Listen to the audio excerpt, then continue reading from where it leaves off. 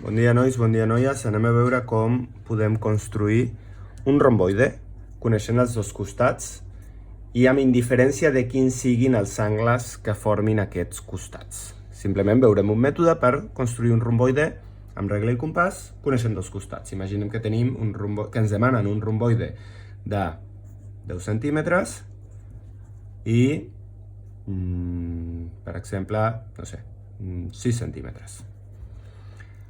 Doncs el que podem fer és començar dibuixant el costat, en aquest cas llarg, el de 10. D'acord? Ja tenim dibuixat el nostre costat de 10 centímetres. Per tant, ara, a continuació, el que fem és agafar el nostre compàs i fer una obertura com a l'altre costat. En aquest cas, 6 centímetres. Per tant, amb la màxima precisió que ens deixin els estris, doncs, fem 6 centímetres aproximadament, i punxem en un extrem del segment dibuixat i tracem un arc que se'n vagi llarg cap a aquesta banda. I en l'altre extrem, doncs, tracem un arc amb la mateixa obertura de 6. Llavors, en aquesta intersecció s'haurà format el tercer vèrtex del nostre romboide. Ja tenim això.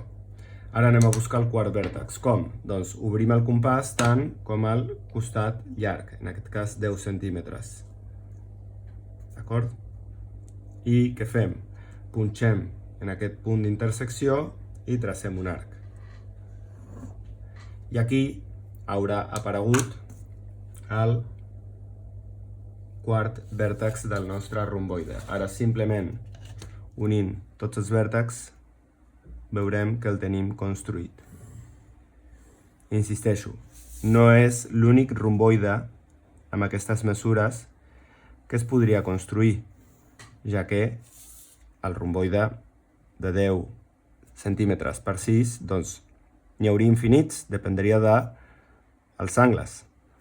Però si no ens demanen un angle en concret, amb aquest mètode en podem construir un dels infinits que hi ha, perquè això es podria anar girant així i tindríem diferents tipus de romboides d'aquestes mesures. Espero que us hagi quedat clar.